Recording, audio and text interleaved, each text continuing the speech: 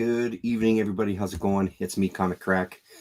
It's Sunday, and we're back with hopefully what'll be a more semi-regular affair. This afternoon, had a chance to sit and chat with Rasa after probably about 6 weeks, I think, at this point. It's over on her channel if you want to go and check it out. Just talked about kind of what we've been reading. Talked about what's coming up, just kind of had a general sort of hangout. There was a few people that joined us for that live stream, so appreciate that. If you're not subscribed to Rasa, obviously you should be, just like you should be subscribed to everybody that I'm subscribed to and like everything that I like at all times. So here we go. Jason Finestone Colors, hello again. Thanks for dropping in. I was going to start off with talking about the convention that we had here. So this is our C4 comic convention. You know, I'm not going to be the usual grumpy old man talking about how I wish they wouldn't call it a comic convention. They should call it a pop culture convention. There's never really a ton of comic book vendors there. The big disappointment for me is there used to be I don't know if they were a brick and mortar shop or if they just did online stuff or if they just traveled into conventions. I'm not sure. They're based out of Montreal. I don't even remember their name. It's been years since they've been at our convention. They used to come and they were the sole reason I would pay the cover charge to get in. Their selection was incredible. They had a lot of stuff that was interesting to me as well. I found some, in the past, I'd found some Richard Corbin things there, for example. I think that Comics International magazine, I think I got through them. They always had an amazing selection of stuff because it wasn't just superheroes. It was a lot of indie stuff too. So it was always a blast to go through their boxes. One of the last times I spoke to them, couple of years ago, I think at this point, few years ago at this point, maybe 4 or 5, if I'm being honest, they were talking about how they just weren't making money at our convention. There wasn't a lot of people coming to see them. And I remember the woman who kind of was in charge of it, or one of the people in charge of it, said, you know, you got to get people to come and spend money, because I was complimenting her on her collection of stuff and what they bring in. She said, because to get it all here, to hire local staff, it's just not worth it for us. And then the costs, I think for conventions all around North America, costs for conventions started going up this year. 420 was in the chat this afternoon. He was saying that to go for just one day on Saturday was $55 for an adult admission, which is mental. When it was $25, I thought that was extreme. So the only time I go is when I can kind of get in for free. So there's an organization here in town, Film Training Manitoba, and they usually do a panel where they talk about how to get into the film world here in Manitoba. So last year and this year, they've asked me to speak as part of the panel. There's a moderator that asks us questions. We hang out for about an hour. We get some questions from the audience, and we talk to them about how to kind of get your foot in the door and just give them suggestions. This year, for example, we had someone asking us a question of how can they become an actor.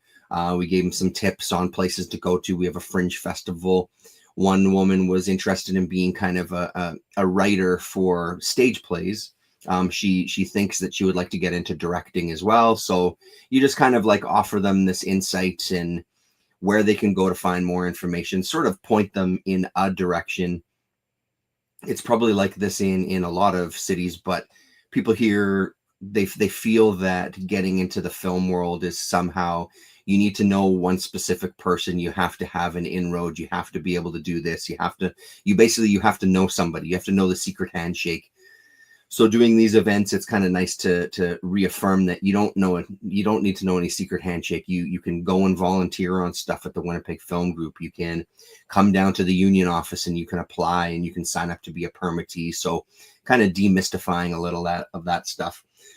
Always really nice. It's good to see some of the other panelists, especially because a couple of them this time were they were comic nerds as well too. So it was nice to have a couple of other comic heads there with me. So I went on Friday. So the reason that I love going to it still My daughter still gets in for free until she's 13, so she'll actually get in for free. Next year will be the final year she can get in for free. I used to go with my son all the time. You've seen some of those videos if you've been subscribed for a long time. One of the things I loved doing with Jaden especially was going down Artist Alley, because he was very supportive of local artists. He's still got some of local artists' work up in his room that he bought when he was younger. And it's the same with my daughter. I love going and checking out the Artist Alley and just kind of walking around and seeing it through her eyes. It's also just a chance for us to kind of spend some time together. It was just me and her that went. So that was great. And we walked the whole thing. Pardon me, we walked the Artist Alley, which was the locals, and then there was one row where it was bigger name comic book artists. Nobody that really jumped out of me as far as names went. I guess I didn't realize this. I ran into a friend of mine at the convention. Starlin was supposed to be there, and he canceled last minute. I don't know the reasons. I didn't know he was supposed to be there. Jim Starlin. And name just popped in my head. That's why I said it. Not that you didn't know it. I felt obligated to say the first name. So he canceled, apparently. There was no other names that I really recognized. I recognized some of the work. They had a lot of their covers for sale and things like that. So it was cool to kind of have a walk through. I discovered one comic shop that I missed on Friday, though. They're from Moose Jaw, Saskatchewan. And I don't know how I missed them. I think because they were tucked in kind of a weird corner, which was great because I found 2 books from them, which was fantastic. The place that I go to, though, this time is there's a guy who is a kind of a Japanese. He specializes in selling kind of Japanese import books, mostly art books. There's some manga. There's a boatload of art books. There's a ton of posters that he has as well. I was really tempted to get some posters. Way too huge for this space, though. And then books focus more on video game, and there's a lot of general art books as well, too. Portrait, how to become an artist, like how to art books. One of the things that he has that I bought from him a couple of years ago was he also carries a few of the Katsuhiro Otomo books that are coming out by Kodansha, Japanese versions. And I went to him on Friday, right off the top of the day, kind of a half an hour after the con had officially opened, and sort of made a beeline directly to his booth. Of course, after stopping to say hello to Ashley and his wife at 204 Comics, which I'll also talk about. I bought a couple of books from them as well, too. They were back at the convention. Nice to see them there. But I went to his booth because I was hoping that he'd have some new stuff. He focuses only on the Akira stuff. Dan Elson. Hi, Terrence. And hi from wife Jen as well. Well, hello, Jen. I hope that you're well. Thanks for listening to my ramblings in the background when Dan tunes in. So I was hoping that he had more of these books. He focuses on the Akira ones. The Otomo library is vast. It's enormous, and super fucking excited to get book number 23, which is Animation Akira, Layouts and Keyframes, book 1. He had book 2 there as well, but honestly, this broke the bank for me. This was kind of nearing the max for myself. Look at this. It is AKA 420 evening. This is outstanding stuff. So you get keyframes, as it says. You get keyframes for some sequences from the animated series. Sorry, from the movie, rather, the animated feature. The added bonus is you also get, let's see, that one. Yeah, that'll open. There's a couple of pages where the art is a little bit bigger, so you fold out some more. There you can do sort of the flip book with some of the keyframes as well too. There's a little bit of animation. They'll focus on certain passages. For example, one of these psychic children, the old young woman. There's pages where they're going for mouth shape for different words, or I guess we would call syllables, and just kind of focusing on that. So if you kind of flip back and forth through those pages, You see that kind of moving, and then we flip to another character. And so one of the other bonuses of this is you get these recreations of the cells, of individual cells themselves. So they'll start with kind of the background painting. The kayfabe guys showed this off as well at one point. Ed was talking about it. Then you put one piece of this vellum or transparency down for one of the characters that's going to get animated. And then we get kind of the mid-ground there, the stuff that's going to say static on a separate piece of film. And then finally we get our foreground character. So being able to put some of these together, sorry about the glare there, classic YouTube refrain. You get to put together, see some of the cells as if you were kind of there looking at the different layers. So they've included quite a bit of those. This is a beefy goddamn book. As soon as I came home, I started flipping through it, and I've gone through it numerous times already. It's beautiful just to sit and flip through, just to see all level of kind of process, stuff that's very, very sketchy to stuff that's really, really detailed. I mean, and then to stuff that's kind of still being worked, just to get those key moments and expressions across to kind of the rest of the fill-in artists, right? To fill in those blanks, all sorts of notes on stuff too sometimes.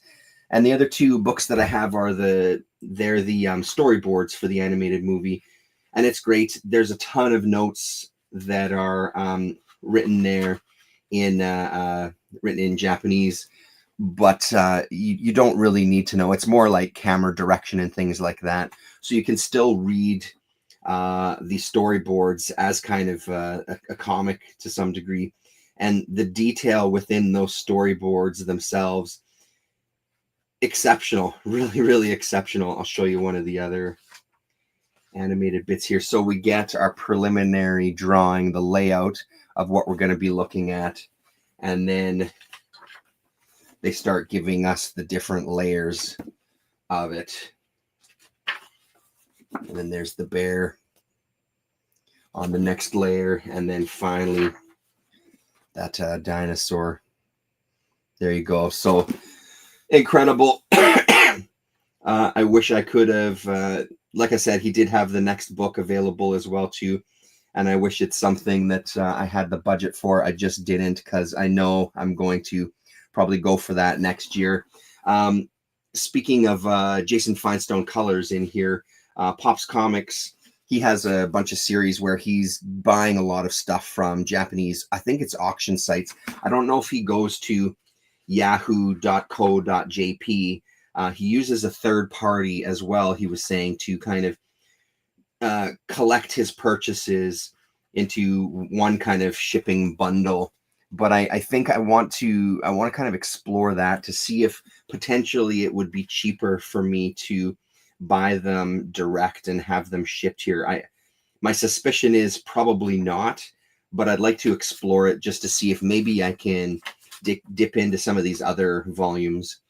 With each of the books, you get like a sticker bookmark, and then this kind of, it's a proof of purchase. And apparently, if you collect the whole series, you can submit those proof of purchases, and I think get a very limited T-shirt or something is kind of like an added thank you. I thought it was going to be another art book, is what I had heard originally a year or two ago, but I guess maybe that's not the case. Japan Book Hunter is another channel. He talks about these books as well too, and has shown off a couple of the more recent ones just a few days ago, about a week ago. So if you can find those, the only thing I would say is he doesn't sell them with that kind of protective, I don't know, sleeve, I guess, because this stuff is kind of sticky. It sticks to everything else. This, you can't really have it sitting up. It'll do some damage. So I've got them laying down, but over time, they really end up sticking to each other. And I sort of wish I had that little bit of a bag to just protect them. So I'm thinking of doing something where maybe I can put some felt in between them, because I'd hate for them to get stuck together and start lifting off some of this lettering that's on the book itself. What do I got here? Jealous of that one, a real jewel. Yeah, man, it's beautiful. And like I said, he had a few Akira stuff there. The other two that I already have, he had extra copies of those as well. One of those books you could just live in for days and days. Yeah, yeah, absolutely. And it's the same with the storyboard books. I've sort of flipped through them multiple times. I seem to be a little low in my frame there today. There we go. How's that feeling? Um, I flipped through them multiple times to just kind of digest them. It feels like something you don't want to sit, although this one I did do it. You don't want to sit and just go through the entire book. It can be a bit overwhelming when you're looking through the storyboard. So it's kind of sections at a time, and it does pay to revisit them. But yeah, this is just freaking gorgeous. Yeah, no, that's good to know. He'd be happy to walk you through his system. I'll pick his brain next time I catch a live stream, or I'll send him a message. Couple of other things that I got while I was there. Like I said, that pretty much blew the budget. I did end up finding some Ninja Turtles books that I was super fucking excited about. I'm so excited to get into reading this. I've already read one of them already. So I found issue number 15. I'd never seen it before. I think what's happening is there seems to be an influx of old Mirage Studio Ninja Turtles. We've talked about it in one of the Sunday streams before. And there's a lot of duplicates. I'm seeing a lot of the same issue out there, no matter who the seller is. So I don't know what that's about. But it's pretty rare that I find some issues other than kind of your standard ones. Everything is pretty affordable. But I've never seen a copy in the wild of issue number 15. I've had it bookmarked on Lone Star for quite a while. As well. I've got a bunch of them bookmarked. It's just the prices are too intense for me. So I found this one and issue number 19, which is the first of the Return to New York 3-part storyline. So now I have all 3 parts. I read this first issue. We'll talk about that in a second. These two I got from the seller who was from Moose Jaw. And I made him an offer, and he accepted it. They weren't super cheap, but they were maybe a tiny bit out of what I would normally look to pay for stuff like this. But I'm so goddamn glad to get it. And after reading this one and starting in issue number 20, which I already had, it's unbelievable that a book like this has such amazing storytelling. It just doesn't seem right. And then from 204 Comics, I found issue number 21, which is Return to New York Book 3. And I also found issue number 27. So with issue number 22, they gave over control for a bunch of books to other creators to kind of do what they wanted to. Not that it didn't happen at all before that. For this one, for example, that I just read tonight, number 18, I think, right? 18. This is with Mark Baudet, Sylvain Baudet's son. Mark Baudet infamously did Miami Mice. Ninja Turtles had an appearance, I think, in the last issue of that series. So this is a story that they did together. This one was already in the bins, but it's great to kind of be back. So this was a nice introduction to the world of Ninja Turtles again, with a pretty basic story. It's kind of an homage to Bruce Lee. The Turtles are in Japan, and this guy's getting his business threatened if he doesn't buy all their preservatives and additives and things. So just kind of a nice fight issue. Really, really solid stuff. But the reason that I was here for any of this stuff was to dig into the Return to New York storyline. And like I said, yeah, I'm definitely on a roll there, Dan. It's great to kind of fill in some of these gaps. I'm getting just closer and closer to having a nice run of the Mirage stuff. It's just there's the as usual, the ones that are left are pricey ones, right? So even if I can find a beat up copy, I would take it, right? So I'm getting there. There's oftentimes within some of these genres where I'm fully I am fully aware of what I'm reading, and I am completely fine with it just being a story about these anthropomorphic characters who are ninjas that live in a sewer.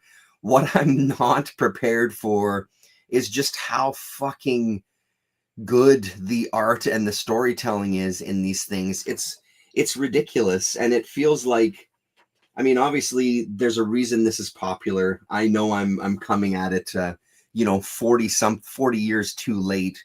I just I'm continually amazed with reading these stories at how incredible they are at laying out pages, at moving you through a story, at just how beautiful and gritty the artwork is. And it really rides that edge of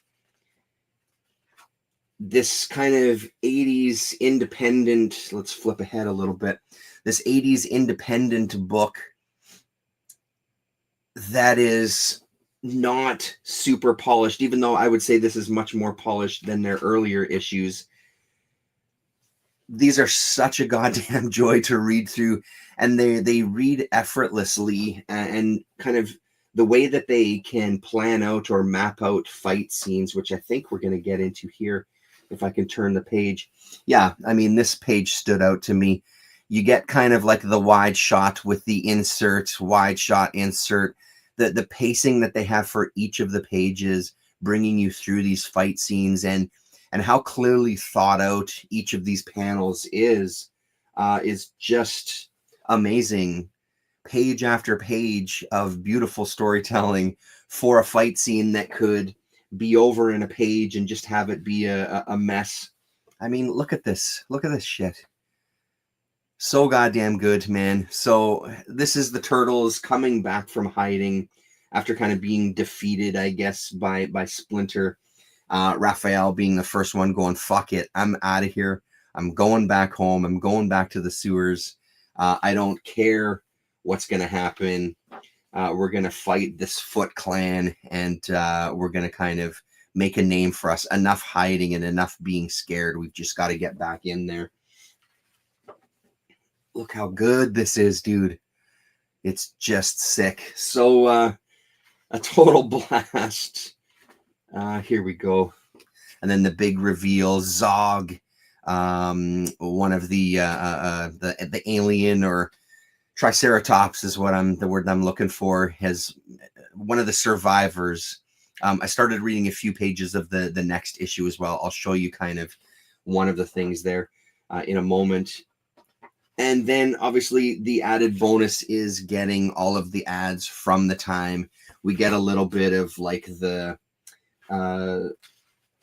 little bit of commentary from Eastman and Laird. This particular one, they're talking about labeling, and this is 1989 is when this had come out. So they must have been getting a bit of grief about maybe putting adults only or an all ages book, getting some sort of label on their Mirage Studios work, because maybe, I'm assuming, there was some concern from parents at the time that this stuff was too violent and it's not like the cartoon, and my kids are reading this Ninja Turtles and all I see is fighting and violence, which, I mean, Jesus Christ, it's a comic book. Settle the fuck down a little bit. But I guess that was a thing, and they're approaching the subject in there, saying basically, we're not going to label our stuff. We're not going to put any warnings. We're going to create what we want to create, and everyone else be damned, kind of thing, which is the appropriate response. Let's see. So just to give you a little taste, and then we get to issue number 20, book 2 of the Return to New York, and we're greeted with just a fucking stunner. Just a fucking stunner of an image. It's beautiful stuff. Yeah, I mean, what else to say? You know, that people haven't been saying for 40 years. Incredible artistry. It's really impressive. And I think I've said it before, because I'm sort of steeped in this 80s comics and picking up stuff for 25 cents and 50 cents. I'm very I feel like I'm pretty well versed in what was going on at the time and what other indie books were out at that time and even come out after this one. And it just, there's absolutely no comparison. Yes, there's some gems that I've uncovered for sure. There is that I've thoroughly enjoyed, and artists that I've discovered that I'm still a huge fan of. And surprising maybe to nobody, some of those artists that I've discovered elsewhere also had an issue or two in the Teenage Mutant Ninja Turtles run, like Rick McCollum and Anderson, for example. They had 2 issues, I think. Howarth had some stuff. Corbin had some stuff with Turtles, you know, so yeah, pretty impressive stuff. So I'm very, if you can't already tell, I'm very excited about getting into that. One of the other things that I experienced for the first time was clear backing boards. Yeah, I haven't come across any clear backing boards yet, so I saved them. For what reason, I'm not sure, but I've saved them. And it was kind of cool to see. One of them was a Turtles book that had an ad on the back, so it was nice to flip it around and see that there was you could see the back cover there. That's so good. Yeah, it really is the Zog there. I'm assuming you're talking about Talbot on the inking there. Yes. So fucking killer. Turtles all day. What else was it going for? Oh yes, over here. Another one that I'm glad that this one's back from another artist that I really get a kick out of. This is James Stokoe, Orphan and the Five Beasts, Bath of Blood. This is kind of volume 2, I guess, for Orphan and the Five Beasts. I don't know if there's going to be a 3rd volume. I don't know how far this is going to go. I really enjoyed the first volume once I finally got my hands on all of the issues. I mean, James Stokoe is great. I almost missed out on this one.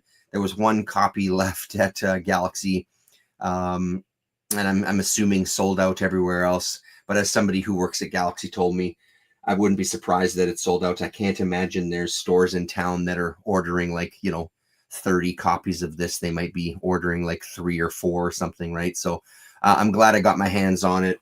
Stokoe is one of my favorites. And this story was just a lot of fun, the first volume, so I don't expect much depth here. Basically, it's a woman on a revenge mission going to kill all these gods, I guess the 5 beasts. So we're just kind of picking up where we left off. We're entering this town.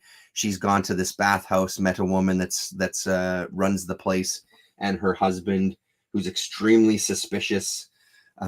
So I'm sure nothing bad will happen at this one, but we'll see in the next issue. So not much else to say about it. If you know James Stokoe, if any of that looks appealing, it's worth picking up. Great for wraparound covers. I never see them cheap. Yeah, just the backing boards themselves. Yeah, I'm not sure if it's something that I want to mess with, to be honest. It was nice as kind of like a gimmick, but I can't imagine rebagging a bunch of books just to put in those clear backing boards, because they just feel like you could just go to the hardware store and get kind of the plexi, a thin plexi, and just cut it out yourself. I don't think that there's much in the way of protection for your book. What's going to happen to all that moisture? Is it going to sit on this film and then sit into your book, etc., etc.? All of those extra nerdy things. Speaking of Turtles, issue number 12 has happened. Rasa, if you're watching this on the rewind by some strange reason, you probably want to skip ahead. This is the final issue of Jason Aaron and Juan Ferreira, their run on Ninja Turtles. Rasa was telling me this afternoon that they got an offer from DC, I think, and they're going to DC to do a book, potentially, is what she was saying. So that might have been the reason why this only went 12 issues, that they sort of kissed it goodbye and we got a better offer somewhere else. A little bit disappointing. This does feel like a natural end to this arc, though. It doesn't feel like they rushed anything to me. Maybe there was other plans. I mean, I was expecting this to only go maybe 5 issues anyway, so the fact that it went to 12 is good for me. There are new creators coming on for issue number 13, and they're going to kind of continue the numbering, which I'm also a fan of. I'm glad that they're not going to cancel it and then start with another number one. Let's keep this running for a bit. I'll definitely check it out. I would say that there's parts of this story that I really loved. By the end of it, it didn't blow me away. Again, especially sitting and reading the original Mirage stuff, it's really hard. I'm really hard pressed to be convinced that there's any better fucking storytelling, to be honest. This was overall a pretty good book, though. And this final issue, I mean, I won't do some spoilers, but I probably will get into a couple of spoilers. I don't think that there was any big surprises with the way that this wrapped up, that the brothers had to find kind of a way to get back together to defeat this big, giant, shape-shifting monster, come to terms with Splinter. They get reunited with April, who's reunited with Casey Jones, etc., etc. So you see a little bit of only fist bumping going on here between the two of them. So yeah, pretty good. I'm very curious where it's gonna go. I'll kind of stop showing you stuff there. So I mean, there is a good kind of oh shit moment, I guess, at the end. Again, not that it's a huge surprise, but we'll see where that takes us. We'll see where that leads us with this particular run here. Like I said, I'm definitely on board to pick up some more, but we'll see. Put those back. And I think almost last, or is it? Well, almost last. Yeah, we're getting there. Two more issues to talk about, and then one other book to show you before we call it. I can't remember if I've shown you the book before. Let's start with this one. It is Sacrificers, issue number 16 by Rick Remender, and this time Max Fiumara on art duties. This one is a book that I've kind of struggled with over the 16 issues. I thought it started out fairly strong. There were some really cool ideas. Then I started questioning how good it was, and I started having those moments of like, for fuck's sakes, do I see the world through the lens of like comic books? Like, is that how I really interact with the world, that I'm considering this kind of like some sort of grand statement on fucking power and capitalism? So all of that shit starts to happen. And hello. Good night. Hold on, everybody.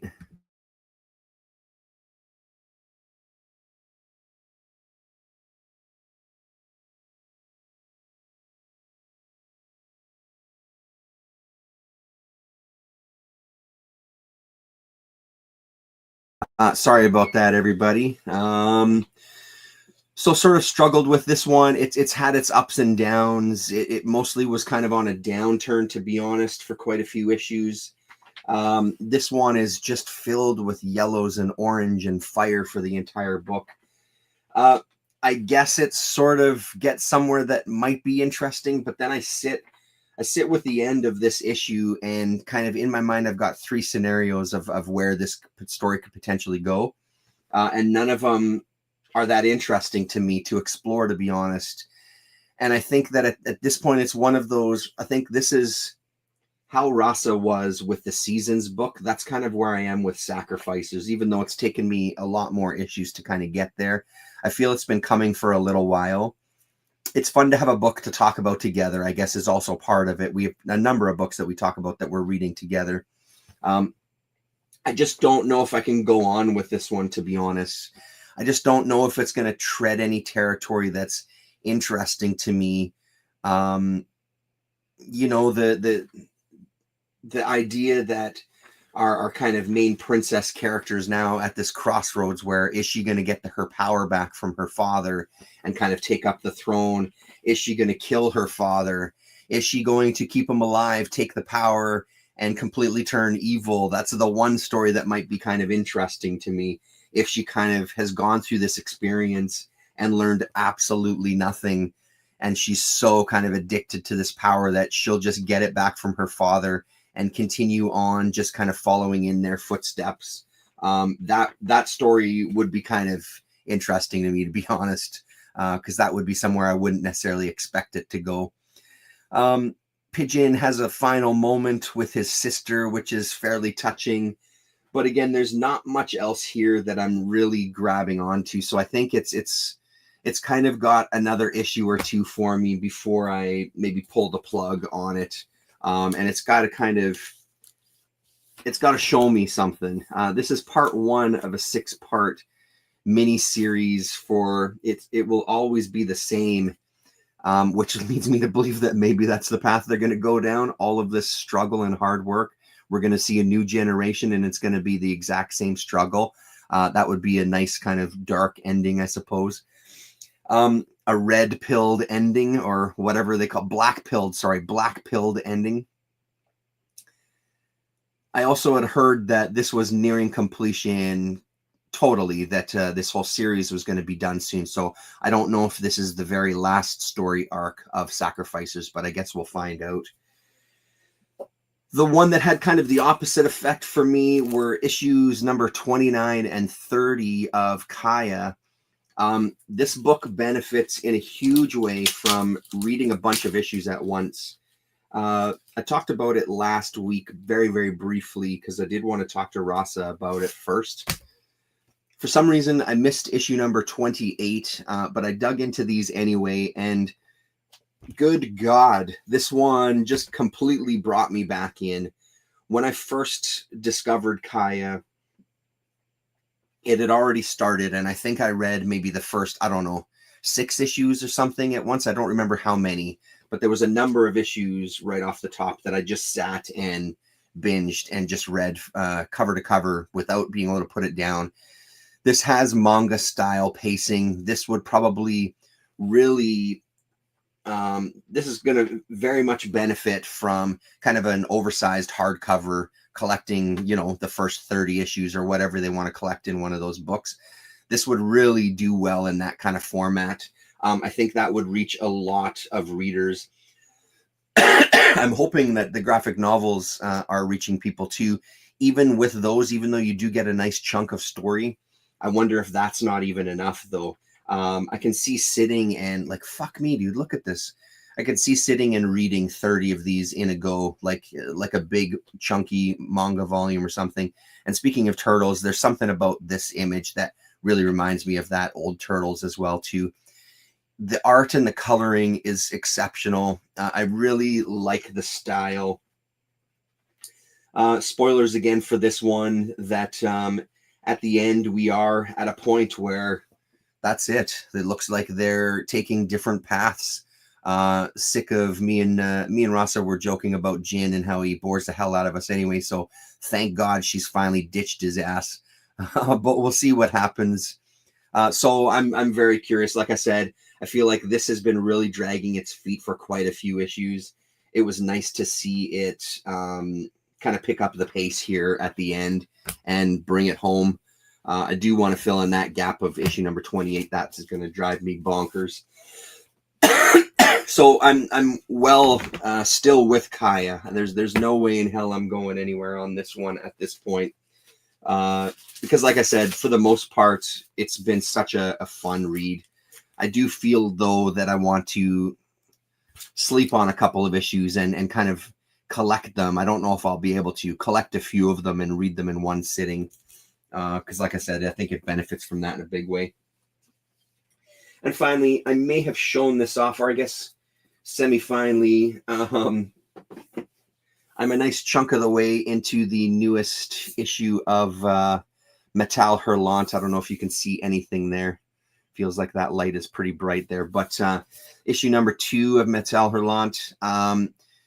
Matt, the comic artist, the comics channel, Matt, let's see, share screen. One artist, yeah, this guy here. Where am I going with this? So Matt had a documentary where he talks about Mobius's career about a month ago at this point. Someone at one of the comic shops was telling me about it. Highly recommended. This is a really great video, kind of bringing it into perspective. Mobius's reach into all sorts of science fiction. I guess that ties into, because there's a Mobius piece in Metal Hurlant as well too. But well worth your time if you know that channel. He's done some pretty good documentaries over the years, but that one is right up there. So issue number 2 of, I guess there's 4 so far that they're soliciting for Metal Hurlant. You can do a subscription. They have hardcover deluxe versions and things. I'm just getting the soft covers from my store. And so far, this is just as good as issue number 1. I'm loving most of the stories in this. I'm really, really enjoying like the brief write-ups that they do every little bit to talk to you about the next chunk of stories and talk a bit about the artists, talk about the overarching theme of the issue, which in this case is like space exploration, settling on other planets, colonizing other planets, that sort of thing. So really, really good. It's a great book to just sit and read chunks of. I find I get into this very, very easily. Whereas the individual issues of Heavy Metal, I'm really struggling to kind of pick them up and digest them and get into them or excited about them in any kind of way. These suckers are also 270 pages.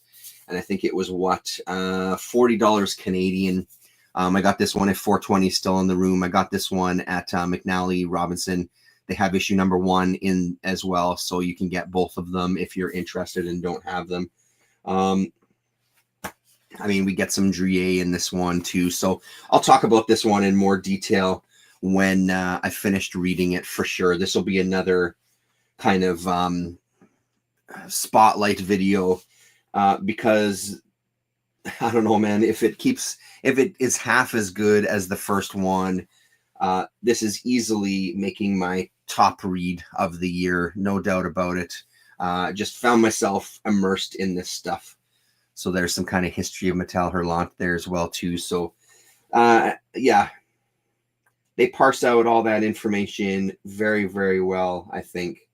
And they have a really nice range of artists in this one. Stuff that you wouldn't necessarily immediately consider part of the Metal Hurlant universe, stuff that looks like this that I wouldn't necessarily associate with that world. But I don't find that a lot of it is out of place, to be honest, because of the subject matter. Yeah, I find it all still fits in kind of one cohesive whole with new stuff and reprinted old stuff. So solid read. I don't remember if I talked about this one, but this is Terminal Exposure. Michael McMillan is the artist. I've talked about Michael McMillan in the past because he did an incredible single issue solo comic called Terminal Comics that I've talked about here on the channel before. Last time I talked about Michael McMillan, or one of the last times, Colin Blanchett was in the room and drew my attention to this book. Did I know that it was coming out from New York Review of Comics? Had no fucking idea. Took me a little bit of time. McNally Robinson, again, shout out to them. An amazing local bookstore. They were able to get a copy of it for me. They had one at a warehouse here in Canada, so it didn't take very long, maybe a week to get in at the shop. This kind of stuff for me is, I'm not a cartoonist. I don't really draw really to save my life. I've never really had that much of a huge influence in wanting to create comics, but I do have an artistic bent to myself, whether it's music or doing some form of art, whether it was making masks during the pandemic. I had that little wooden project that I was doing there, the masks, that I ended up selling a couple of and have one in my yard as well too. This is incredibly inspiring to me, seeing this guy who for the most part has done artwork just for his own peace of mind. I think his kind of day job was in design. And a lot of this stuff he was drawing and creating, not necessarily with the intention of putting it out there. Some of this is, he was also also is, because he's still alive, a mountain climber, and he was using the comics form to kind of journal his treks up these mountains. He also did a bunch of stuff in wood and did some sculptures and things. And it's this stuff, these kind of sculptures in wood that have really captured my imagination, and one that I'll show you in a moment here. But we do get a shit ton of stuff. He dabbled in a bit of animation as well too. If I remember, I'll put the link to the one that I found on YouTube in the description of this video so you can see it. So I don't know how much of this, like percentage wise, of this has been published before, but it's an incredible job that's been done here with the help of Dan Nadel, of course, has his name all over this. Here's some more kind of wooden sculptures. I'll show you the one that really caught my attention, though. I've flipped through this book a million times already. I've read a couple of pages here, a couple of pages there, jumped around throughout the book. I will eventually read it cover to cover, but right now I'm thoroughly enjoying just sitting and, you know, checking out a few spots, flipping to the back of the book, etc. Where the hell is this? Here we go. This one has blown my mind, I think. Kind of using sort of comic book style shapes, language, textures, colors to create kind of a landscape in 3 dimensions with layers of wood. It's one of the greatest pieces I think I've ever seen. I've really responding to this one a lot, so much so that I'm kind of in the mood to bring on spring because I want to sit, and I've already got some ideas for stuff that I'd like to try as well too. So I love stuff like this. I love that it gets your own creative juices flowing. However you end up kind of showing that, I think that this kind of thing just is really energizing for me to see someone who very clearly had a passion for it, but also fucking skills like nobody's business. The simplicity, the I don't know. I mean, because it's not simple. So the kind of facade of simplicity and just beauty in kind of the shapes and just the line on page and kind of minimal, almost minimalism to his work, you know, backgrounds. It's not dense stuff we're looking at here.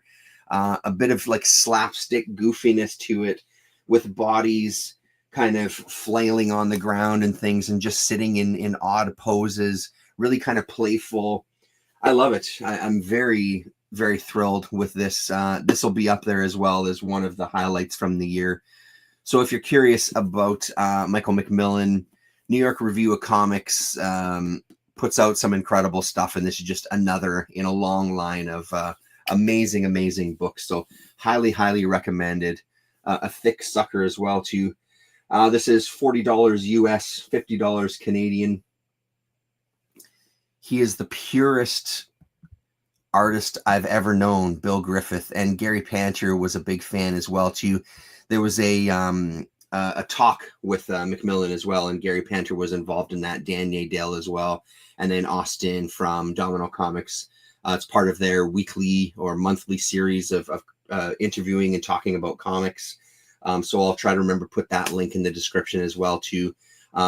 Great to hear him talk and just see him on screen, and he looks like his characters, like so many artists end up doing. They sort of look like some of their characters. He very much looks like he stepped out of one of his own cartoon strips or comic strips. So really great. With that, I think that's it. Thanks very much. Good to see everybody hanging out.